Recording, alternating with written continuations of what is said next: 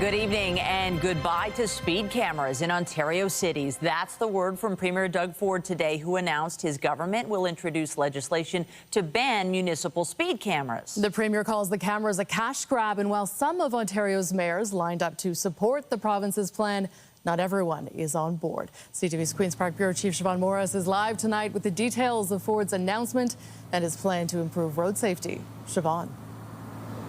Well, the Premier isn't buying research that has showed that cameras like the one behind me have succeeded in slowing drivers down in school zones like this one. There is some concern tonight that by turning these cameras off, lives will be put on the line. In a matter of weeks, speed cameras like this will be nothing more than expensive pieces of street art. The Premier planning legislation to turn speed cameras off this fall. While Doug Ford's government paved the way for these cameras, it's out of control right now, and things have changed. Calling the use of cameras to catch and fine speeders a cash grab. By November 14th, municipalities with cameras have to put up warning signs in school zones to slow drivers down. The province ready to work with them on traffic calming measures that don't involve tickets. If you have a speed bump, you aren't zipping by at all. Or if you have a roundabout, you aren't zipping by. And the warning with the flashing signs coming at you, you know to slow down.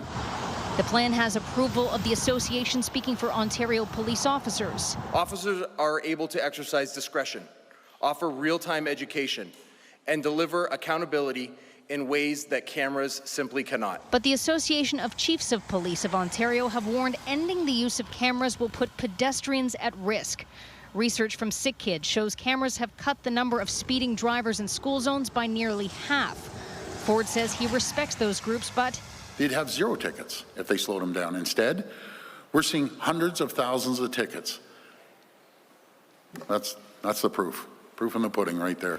He emphasizes most municipalities don't have cameras. Municipalities have lost the public trust on the issue of ASE cameras. Vaughan ended its speed camera program a few weeks ago after resident pushback and an explosion in tickets. The people of this city, and I suspect the people of Ontario, want us to focus on what I will call the real criminals.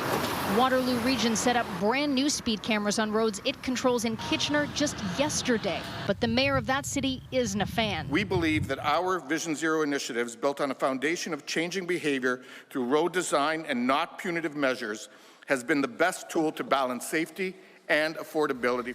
Other mayors hope they can change the Premier's mind. Mr. Ford, please leave the cameras alone. Leave them in front of schools. I know him to be a compassionate person. He does not want the injury or death of a child on his conscience.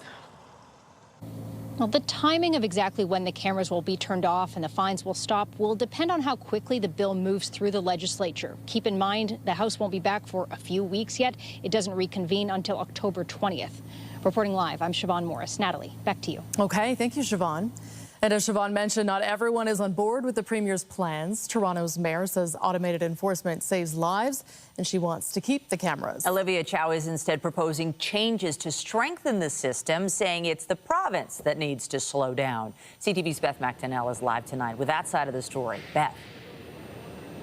Yeah, as Premier Doug Ford works to ban speed cameras, Mayor Olivia Chow is working to change the program in the hopes Ford doesn't go through with the ban.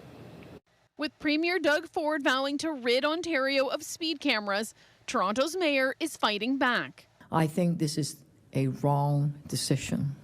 It signals to people that the provincial government is okay with speeding. Olivia Chow is putting forward a motion to enhance the city's automated speed enforcement program with changes, asking for locations to have bigger and visible signage, limiting the number of tickets someone receives before the first offense arrives in the mail, to send notices to homes in walking distances of cameras informing residents the cameras could come down, and to contact their MPPs, to provide MPPs information about vulnerable spots in their area and data on deaths and injuries, and asking the province to provide their rationale and data for removing cameras. We know speed cameras work. They help save lives, and we know speeding kills. Others at City Hall are also speaking out about Ford's ban. I cannot believe an elected official would put lives at risk for a few points in the polls. He should stick to his job and let municipalities deal with streets and safety. There is some strong opposition to the cameras. This September alone, vandals tore down at least 20 speed cameras. Chow argues a Sick Kids and Toronto Metropolitan University study found since 2020 the cameras reduced speed by 45%. And she says revenue generated isn't a cash grab, that fines help victims and fund police officers and road infrastructure. I think we should keep them. It makes people slow down, especially in areas that are high risk for people who need more time to cross the street. And if it's making millions of dollars for the city and it's a penalty for breaking the law, then to me it makes sense to uphold those rules. A bit of a cash grab. I think if they were really concerned with speeders, they would find the people who are much more aggressive and deal with them. Well, I'm against speed cameras. I don't think they give people any kind of leeway whatsoever. I think if you're 1 kilometer over, you're going to get a ticket. Chow is pushing back on the machines being too precise. No evidence at all that, oh, I'm driving 41. Okay, I get a ticket in the area of 40. Show me the evidence. While one councillor wants to see more changes. People should not get dinged if they're slightly over the speed limit. Further driving the debate over speed and what to do about it. The mayor's motion will go to the Infrastructure and Environment Committee tomorrow. Reporting live at City Hall, I'm Beth McDonnell. Natalie, back to you. Thank you, Beth. A pedestrian is dead after being hit by a vehicle in Brampton. The collision happened in the McLaughlin Road and Steeles Avenue area at 1 a.m. Police say the pedestrian was taken to hospital in critical condition and did not survive. The driver remained at the scene. There is no word yet on whether charges will be laid. The Peel Police Major Collision Bureau is investigating. And Toronto police are investigating an apparent hit and run downtown. Police say a pedestrian was struck in the Queen and Church area shortly before 7 this morning. The vehicle did not remain at the scene. It is described as a black pickup truck. A woman in her 60s was taken to hospital, but it's not clear how seriously she was hurt. The roads have now reopened. Also tonight, the big picture on micromobility, reinforcing the rules of the road for cyclists, e-bike riders, scooter users, and more. Rolling out public awareness on city streets. That's just ahead. But first, let's take a live look outside and looking quite interesting this hour. We're seeing a bit of sunshine, but certainly some clouds there. They are, however, parting, and the rain is due to clear out, which is lovely to hear. Lindsay Morrison, give us all the good details. Oh, Michelle, it's been days of unsettled weather. More rain in the last couple of days than we usually get in the entire month of September, all of a sudden. But now here comes the sun in many pockets of the GTA. Still a couple of sprinkles of rain and a little bit of drizzle here and there, but we are almost done with this. Here's a look at some of that rainfall amounts. We're now at 102 millimeters of rain for the month of September, above average. The last 4 days, more than 80 millimeters, and that does not include today. So we're going to see those numbers go up further. Winds are coming out of the northwest right now. Current temperature is 21 degrees, but it feels like 26. And as we make our way into the night tonight, 14 degrees is cooler than the last couple of nights, but it's still above seasonal. Watch for some patchy fog. And then tomorrow, an extended period of sunshine. And not just tomorrow, through the weekend. We're going to talk all about your forecast coming up. For now, Natalie, I'll send it over to you. Thank you, Lindsay. Still to come tonight, signed and sealed, but not delivered to your door. Ottawa directs Canada Post to end home delivery. What it means for your mail, just ahead. 2 men have been injured in a daylight stabbing in Scarborough. This happened around 2 o'clock this afternoon at Benjamin Boulevard and Safari Street near Midland and Eglinton. Police say officers responded for reports of a fight and later found 2 men identified as a 19-year-old and 18-year-old who had been stabbed. Paramedics say one of them has serious injuries. The other sustained minor injuries. No suspect information is available at this point. And a man has died after an industrial accident this afternoon in Vaughan. It happened around 2:30 at a concrete company near Keele and Teston Road. York Regional Police say a 63-year-old employee of the company was killed when a concrete slab fell on him. He was pronounced dead there on the scene. The Ministry of Labour is now investigating. Police in Wisconsin are investigating the shooting death of a Stouffville native. Mike Robinson was in the state on a golf trip and was killed just hours after getting his first ever hole-in-one. Here's CTV's Adrian Gobriel with more. Michelle Giovanni Michael Robinson was known simply as Mike here in his hometown of Stouffville. Many also joked that he was the mayor of Stouffville because he knew everyone. His family have been left shattered, though they're determined to share his story of life and love. 5 weeks ago, Mike Robinson and his wife Rachel welcomed their first child, a baby girl named Farah, into the world. On Wednesday, the 32-year-old father experienced another lifetime event, sinking his first hole-in-one at a Wisconsin golf course he dreamed of playing at with friends and family. One of his first phone calls after draining the shot was to his brother Jacob back in Canada. That phone call is just, it's playing in my head. Mikey! Mikey! A few short hours later, Robinson was murdered. A subject who was shot and is not conscious, not breathing. It's the worst phone call I've ever had, yeah. It brought me to my knees. Robinson had just wrapped up dinner with some of those he'd golfed with that day. His family believe he was walking to his hotel in Sheboygan Falls, Wisconsin, when the young father was shot. Police believe a suspect was driving a small, dark-colored SUV. My brother was one of a kind, and he touched a lot of people's hearts. Speaking to CTV News from Pearson International Airport, on his way to bring home his brother's body, Jacob Robinson wants Canadians to know his brother's life story. He was my best man, and I always joked around that, yeah, he was my little brother, but he was my big brother to me. I looked up to him in every aspect of life, and he was a true gentleman.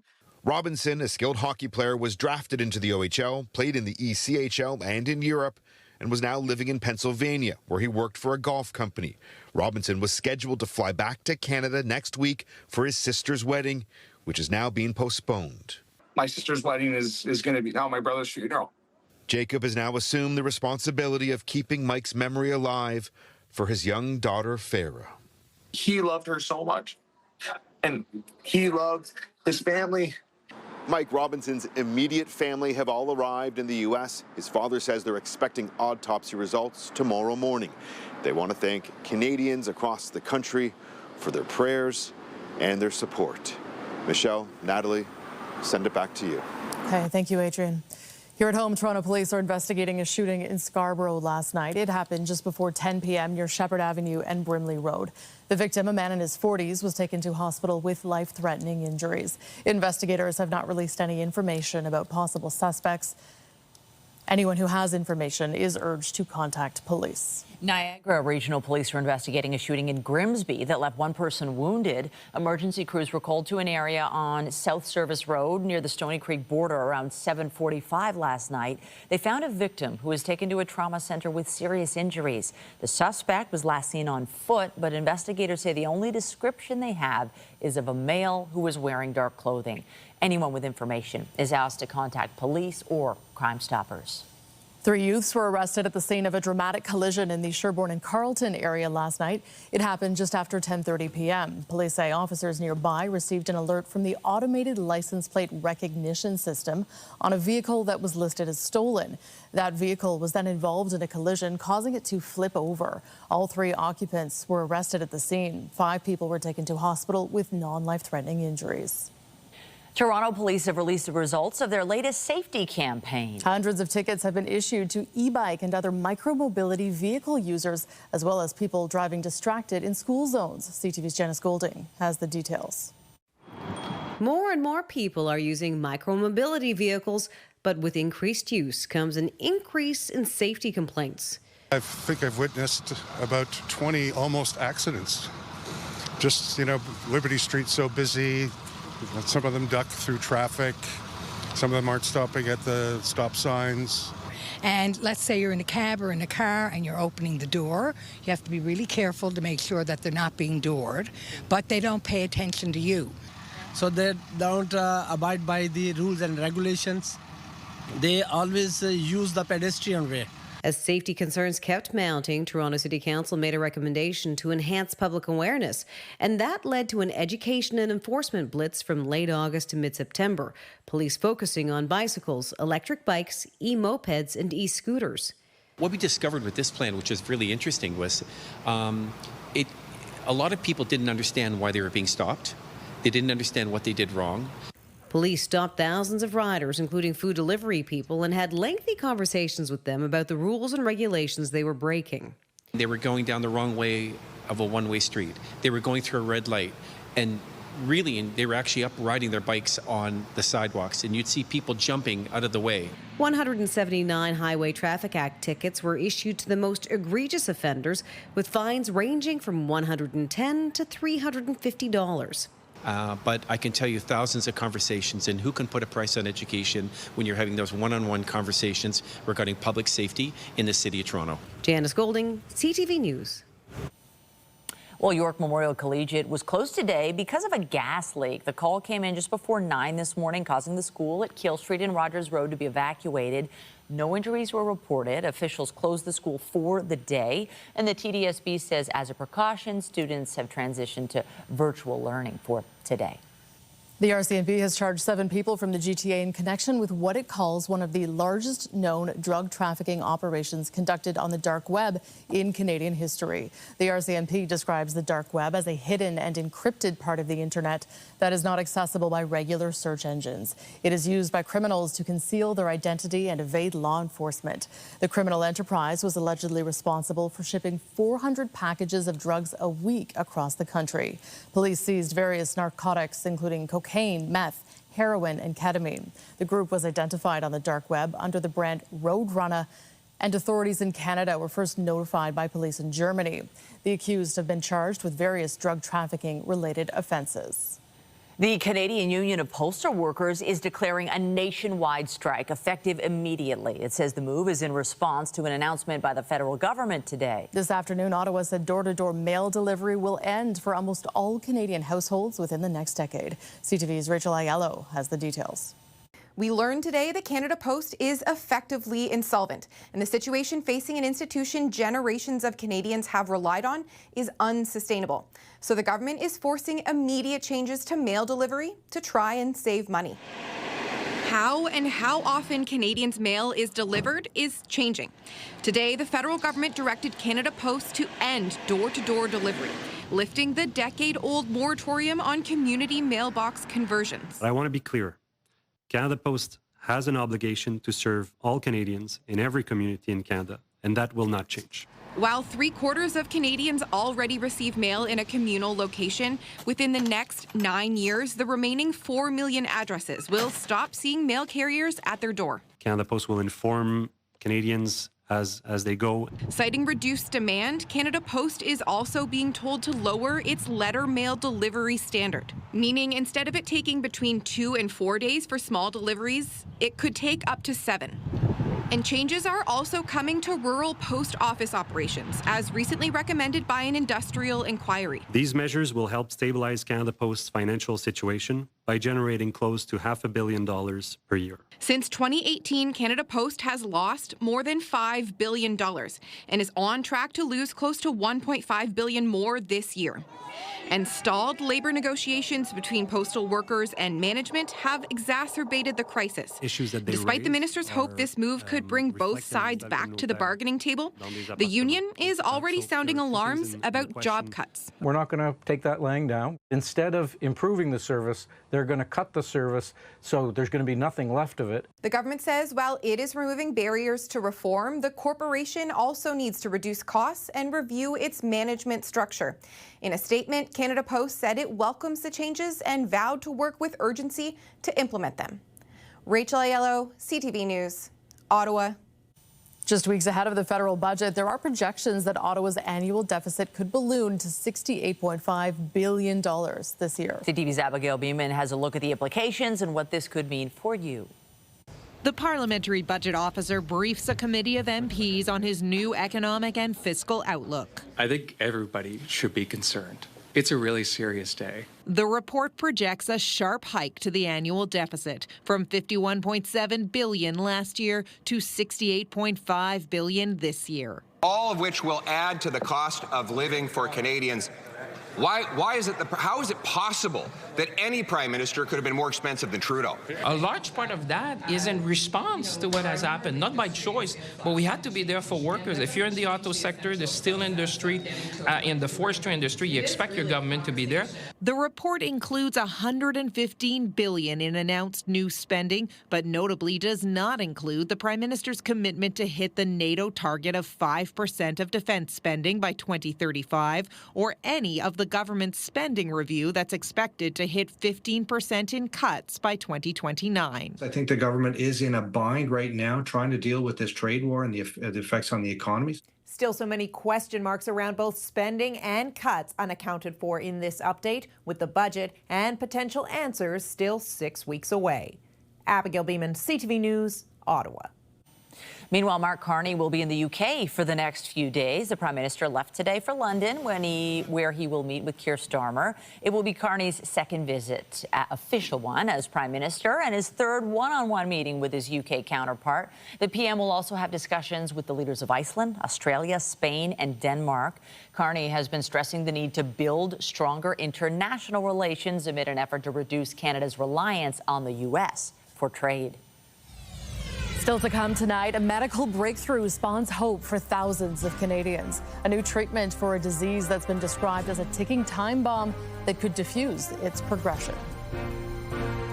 And I'm Pat Foran. Coming up on Consumer Alert, RRSPs are used by many Canadians to help save for retirement. It's a way for investments to grow tax-free.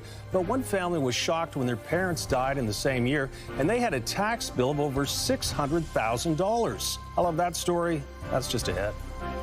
Well, we will be keeping an eye on Tropical Storm Umberto over the next few days here, as not only does it show signs that it's expected to strengthen, but it looks as though right now it could track close to the shoreline of North America. Meanwhile, Gabrielle has now been downgraded to a post-tropical cyclone. Tonight, it is moving over the Azores with bringing it hurricane conditions, and eventually is going to impact the coast of Portugal. Back here closer to home, we have a great-looking weekend on tap. We'll show you all about it. And stay with us. We've got another full night of great shows for you right here on CTV.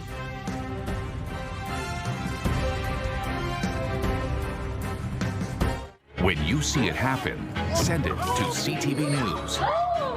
Text 10400 from your screen to ours. Text 10400. Registered retirement savings plans, or RRSPs, are used by many Canadian families to save for their retirement. They're seen as a great way to put money away for the future, and while there are tax breaks, you'll eventually have to pay tax when the money is withdrawn. Here's Pat Foran and a Consumer Alert. Pat. Thanks, Michelle and Natalie. A Burlington husband and wife saved throughout their lives in RRSPs with thoughts of leaving the money to their children, but when they both died in the same year, the family was shocked to get a final tax bill of more than $600,000. Last year was a difficult time for Ashley Galley and her Burlington family. Her mother, Jackie, who worked as a nurse, died in January at 62 years old. And in December, her father, Michael, who worked in business, passed suddenly at 63. The couple were high school sweethearts. We think that my dad passed away of a broken heart. Gallia describes her parents as hard workers who saved to buy a cottage in 1998 and always put money away in their RRSPs for their retirement. 5 years ago, they sold their home and made the cottage their principal residence.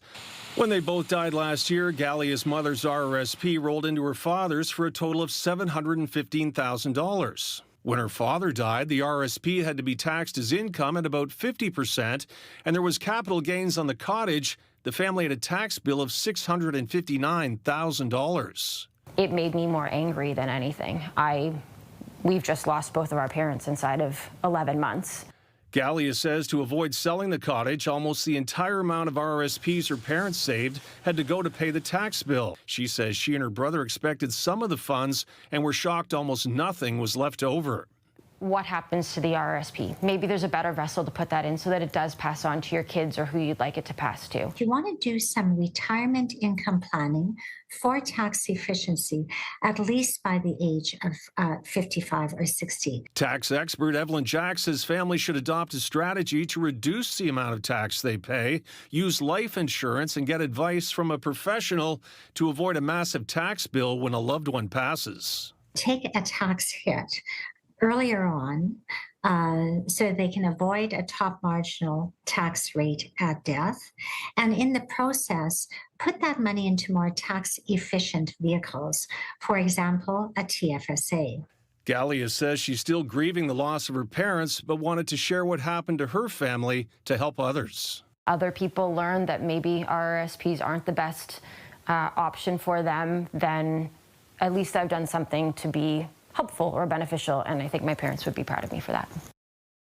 And Jack says anyone who owes the CRA money following a death can take 10 years to pay it back, but there will be interest. Anyone with substantial assets and investments should seek tax advice to try and lessen their final tax bill. On your side, I'm Pat Foran. If you have a consumer story idea, email us at alert@ctv.ca. All right, well, the weather story this morning, we saw a lot of rain. We were putting on the rain boots, the rain jackets, the umbrellas, and a bit of a different story moving forward now. It is so nice that we're going to put, because we got hit. That's so much. We've had enough rain. And when you look at the forecast, in the foreseeable future, we've got the sunshine. It's stunning. Timing is everything. You know, we went from saying how dry it was, then we had days of rain, and now we are in for a run of sun that's going to begin tomorrow and continue into the weekend. Oh, I think you're going to like what you see in this forecast. But here's what it looked like earlier today. Another gray sky kind of day. And yes, we had periods of rain. We've had drizzle. We've had heavy downpours in some areas again today. You know, overall today was a soggier day than I was expecting it to be. And part of the reason why the disturbance that impacted us today was so slow moving, we just really couldn't get rid of it. Speaking of which, that same slow moving system yesterday brought very heavy amounts of rain to extreme southwest Ontario. I want to point out Harrow, which is southwest of Chatham, 126 millimeters of rain yesterday. So no surprise, there was flooding in Essex County, along with little pockets of the GTA, some localized flooding the last couple of days. We are now saying goodbye to this so long low pressure system. Hello, drier weather and some sunshine. Feels like it's been a couple of days, doesn't it? Here's how this looks to play out. Into tomorrow, maybe a little bit of fog or cloud in the morning. By Friday afternoon, we are enjoying mainly sunny skies. Saturday, an increase in cloud, maybe a mix of sun and cloud, and a slight chance of a few scattered showers. So just be mindful of that. But Sunday looks to be a dry day with wall-to-wall sunshine. It's also going to be very hot and humid that day by September standards. And we've been talking about the humidity for days now. So wait till you see what's in store. Right now, it is 21 degrees. It feels like 26 at Pearson Airport. Our average temperature or seasonal norm is now about 18 degrees. So keep that in mind as we take you through the forecast. Overnight tonight, I should say last night, we were at 18 for a low. Tonight, it's a little bit cooler at 14 degrees, but still warmer than normal. Tomorrow, mainly sunny skies, as mentioned in the afternoon. 24 degrees. It's going to feel more like 28, and it's a similar situation right across southern Ontario, central portions of the province, and into the east. Still a good chance that you could experience a couple of sprinkles of rain tomorrow for areas north of the GTA. But look at this 7-day forecast. What a difference, what a change, and just in time for the weekend. So there's Sunday, 26 degrees is going to feel like 30. The sunshine will follow us into the early part of next week with daytime highs remaining warmer than normal in the 20s. If you're ready for weather that's a little more typical for this time of year, just wait until Wednesday and Thursday of next week. Temperatures will be back in the teens and much more closer to where we expect them to be this time of year. Highs of 19 and 17 for Wednesday and Thursday. That's your look at the weather for now. Michelle, I'll send it over to you. Thanks, Lindsay. Also tonight, cultural differences and dementia, cultivating better supports and understanding in diverse communities.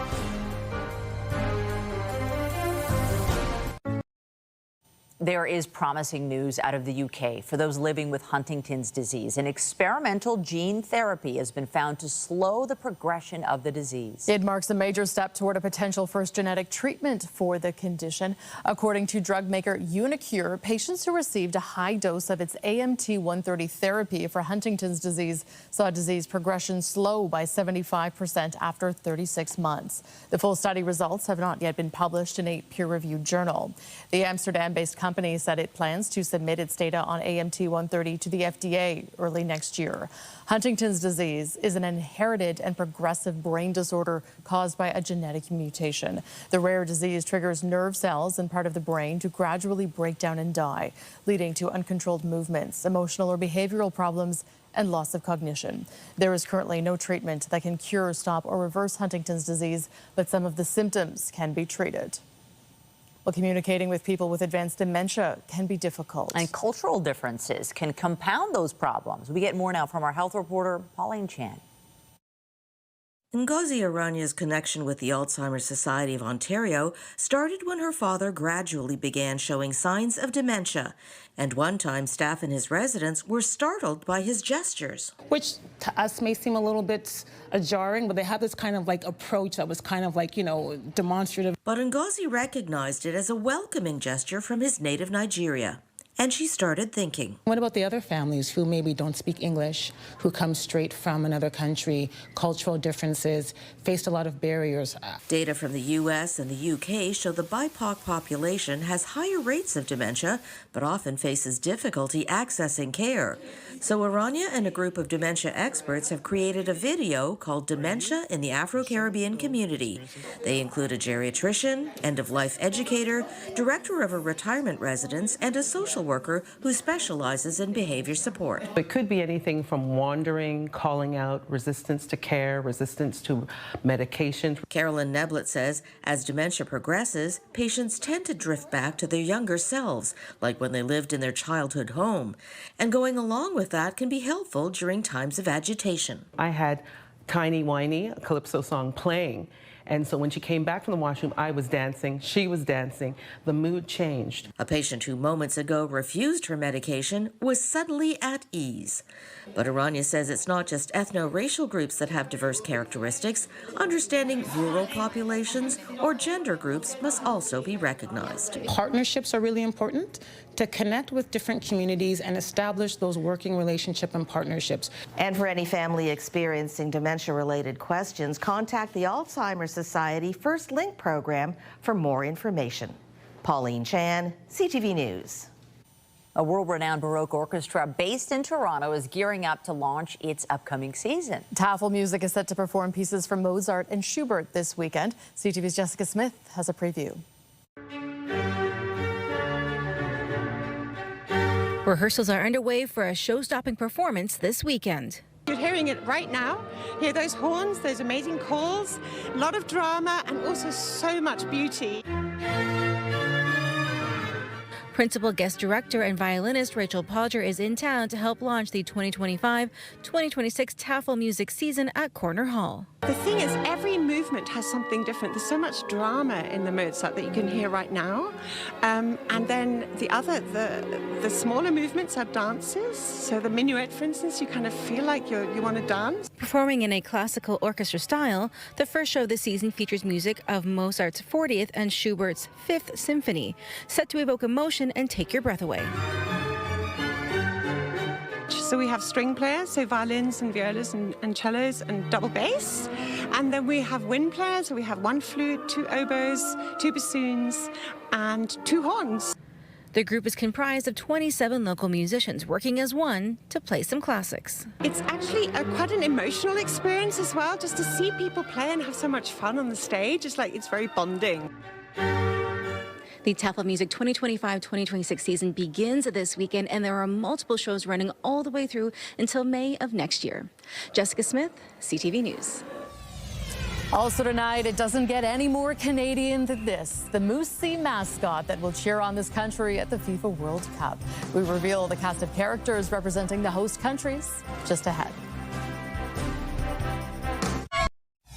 It's out of control right now, and things have changed. Updating our top stories now, the Premier says speed cameras will soon be outlawed in Ontario. Doug Ford calls the devices a cash grab and says there are better ways to slow down drivers. The government will introduce legislation to turn the cameras off by mid-November. I think this is a wrong decision. It signals to people that the provincial government is okay with speeding. Not everyone agrees with the province's plan. Toronto's mayor says the city needs to enhance its automated speed enforcement program with better signage and wants the city to send notices to those in walking distance of the cameras to warn them the cameras could come down and asking them to contact their MPP. A lot of people didn't understand why they were being stopped. They didn't understand what they did wrong. And still on the streets, Toronto police have released the results of a crackdown on people using micromobility vehicles like scooters and e-bikes. Police say they stopped thousands of riders, including food delivery couriers, from late August to mid-September. 179 Highway Traffic Act tickets were issued with fines ranging from $110 to $350. Remember to keep up to date day and night at ctvnewstoronto.ca and by downloading the CTV News app. And if you have a news tip, photos, or video of breaking news, let us know. Starbucks is cutting jobs and closing some stores across North America as it works through a $1 billion restructuring. BNN Bloomberg's Morella Fernandez has the latest. The coffee chain will close an estimated 400 locations it says are underperforming. 900 jobs are also being cut. This is the second round of layoffs for Starbucks. A new CEO is trying to turn things around for the coffee chain, which has reported slowing sales in the U.S. for the last 6 quarters. The president of Constellation Software is resigning for health reasons. Mark Leonard founded the company in 1995. The chief operating officer will take over as president. The resignation news sent shares plummeting today. And shares of Aya Gold and Silver dropped dramatically today after an activist investor group, Blue Orca Capital, accused the Canadian company of overstating how much silver it has. Shares sank more than 20% by early afternoon. Here's a look at how the trading day ended. The Canadian dollar is down to 71.73. West Texas Intermediate is up to 65.20. Western Canadian Select is up $1.48 to 53.18. And the TSX dropped by 24 points today to 29,731. Those are your business headlines. I'm Morella Fernandez. The Business Report is brought to you by Canadian Western Bank, the bank built for business. A new Royal LePage survey suggests first-time home buyers are taking a wait-and-see approach to their purchase plans. It says 13% of Canadian adults are working towards their first residential purchase in the next 2 years.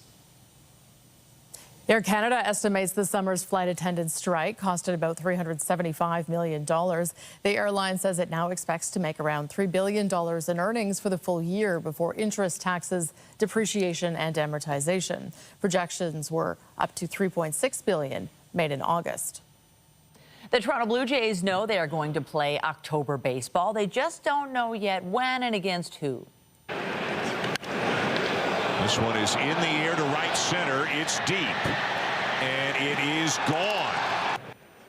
The Jays will try to avoid a sweep against Boston after losing 7-1 last night. It allowed the Yankees to move into a tie with Toronto for first place in the American League East.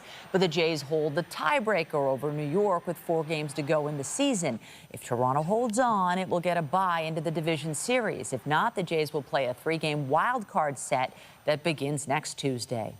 And a lot of fans are still optimistic about the postseason. All 3 potential home games of the division series sold out on Ticketmaster today. Games 1 and 2 went within 30 minutes. Game 3 sold out in under 90 minutes. The 100 sections went for as high as $618. The cheapest in the 500s were about $86. But there was still a sizable number of seats left for the wild card series, mainly in the 500 sections, as well as some in the 100 and 200s. Toronto Maple Leaf tickets are always in demand, but they are on the road tonight for their 3rd game of the preseason.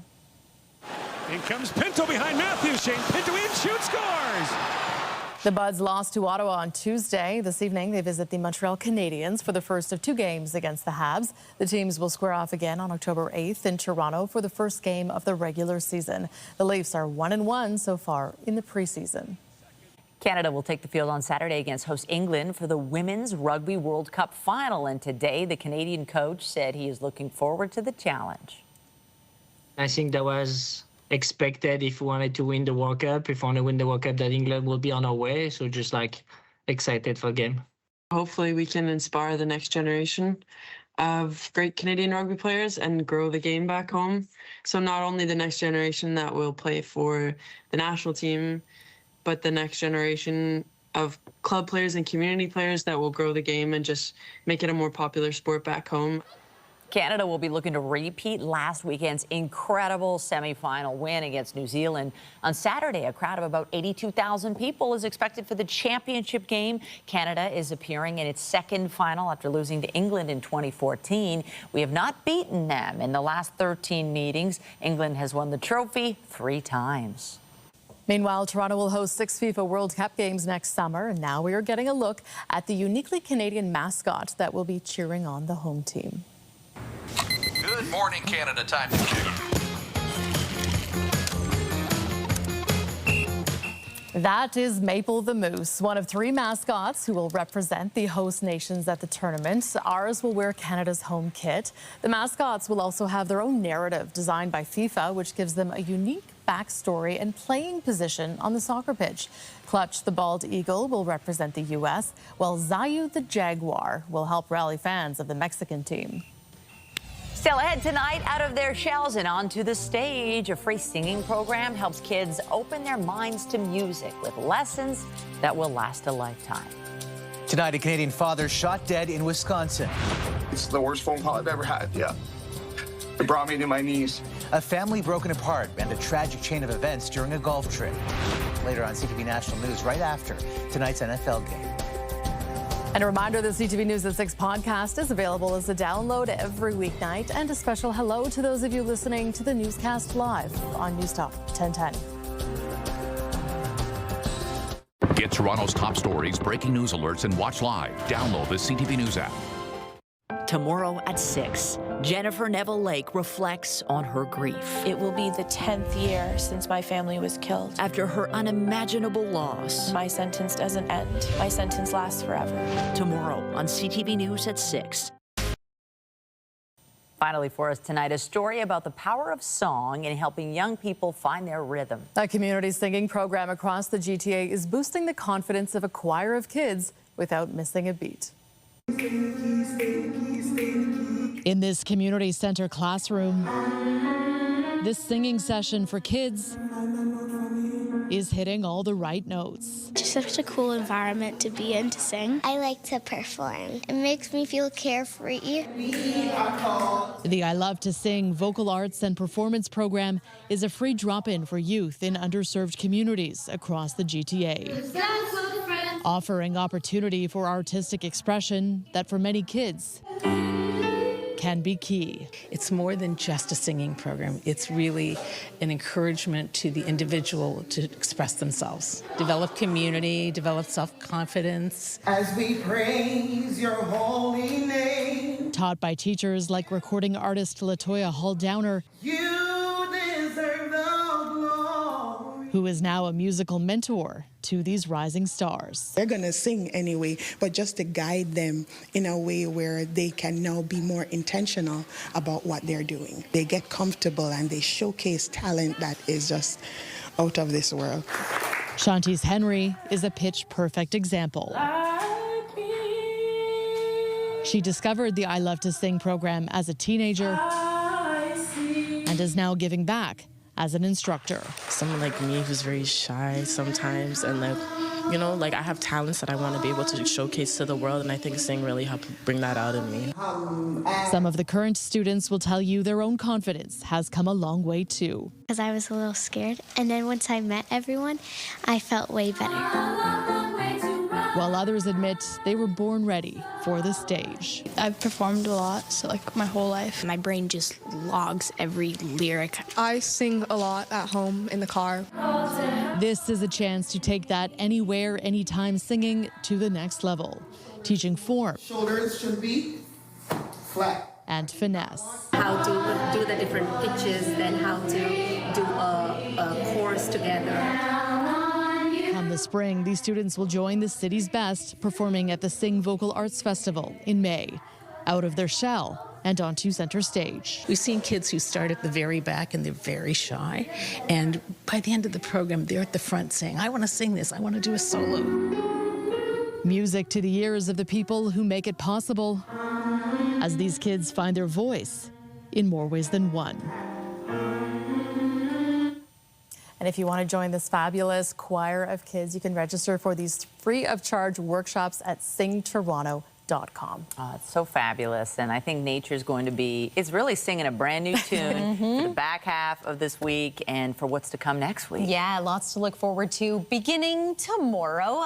First, let's talk about the expected highs. Tomorrow, it's going to be a warm day, but it's going to get even warmer as we make our way through the weekend. So 24 degrees for your Friday, feeling like 28. Have you noticed that the colors are starting to change on the trees out there? It's happening fast now around Algonquin Park. 80% color change, and about 70 in Haliburton, 50 to 60% color change in Muskoka. So if you're heading to maybe one of these corners of Ontario, it's looking like a great weekend to get out and enjoy the fall foliage. Closer to home around the GTA, this is your fall fair forecast. And again, I want to draw your attention to Sunday because that day it is going to be 26 degrees, feeling more like 30. So the first weekend of fall, yeah, a lot more like summer in my opinion. And look at this stretch as we make our way through to the end of September. A bit of a change happens through the middle part of next week. We will return to more seasonal temperatures, but at that point we might be ready for that. Enjoy this glorious stretch of sunshine after all these days of rain. Michelle and Natalie. Just fabulous. Thank you so much. That's it for us. Be sure to join Omar Sachedina tonight at 11 for CTV National News, followed by Zoraida Almond with your next local news guest at 11:30. In the meantime, our coverage continues anytime on CP24 and online at ctvnewstoronto.ca. For Lindsay Morrison and all of us here at CTV News, thanks for watching and have a great night.